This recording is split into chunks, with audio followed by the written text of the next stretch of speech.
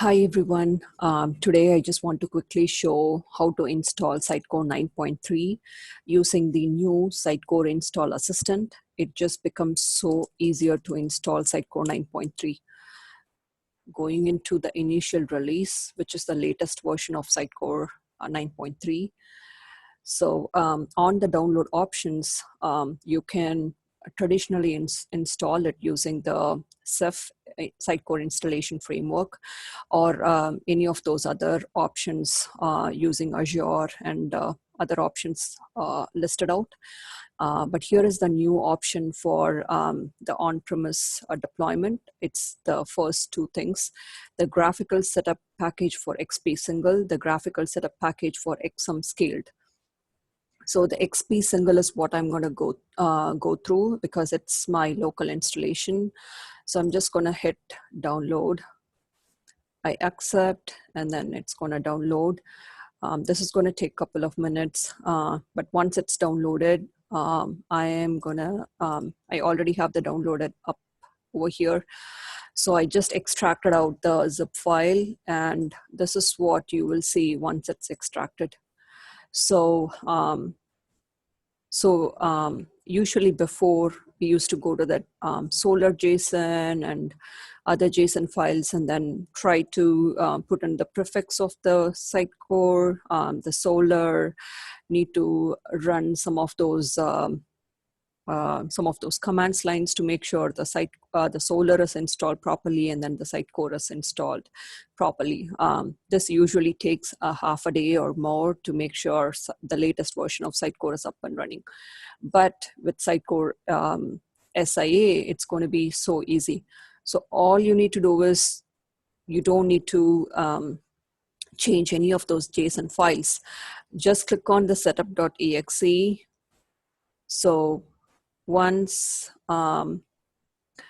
it's opened, so this is what it says now. So this is like a wizard. It takes you to each and every setting, and then it makes sure it installs the prerequisites.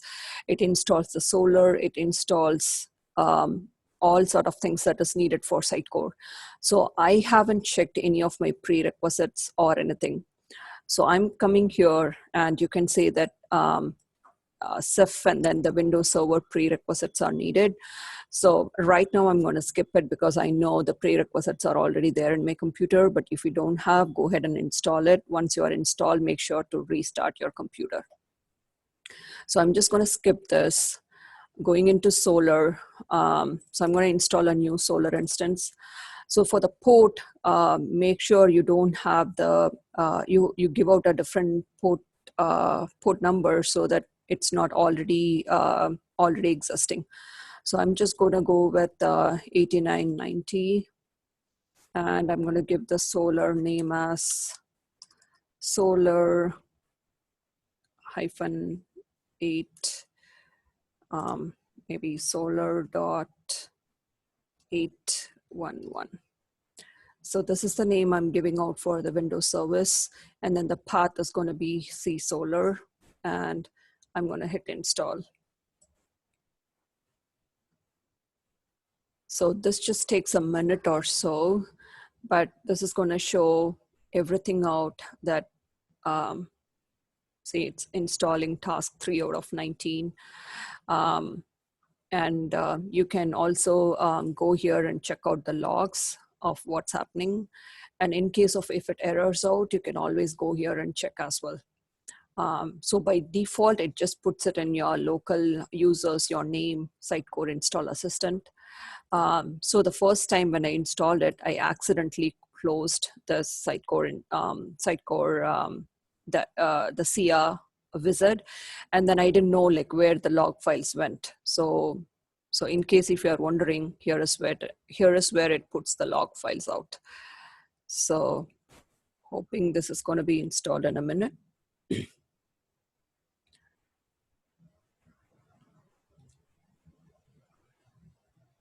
Once it's installed, we can go into the Solar URL to make sure it's up and running.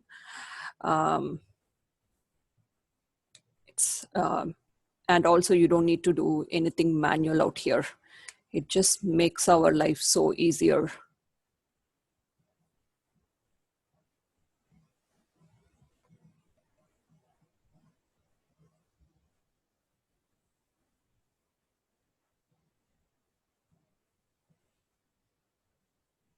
Yes, so it's done. The installation is completed. The solar search service has been installed.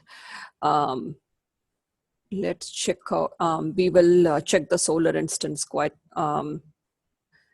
soon. So I'm just going to go ahead with next. So this is the Sitecore settings of how you wanted to install the Sitecore. So I'm just going to go with maybe Sitecore local 93 instance. And then the password, I'm just going to go with B because it's my local instance. Don't do this for the production. And I'm going to choose my license file and hit next. This is the SQL Server settings for your local, and I'm typing in my SQL password.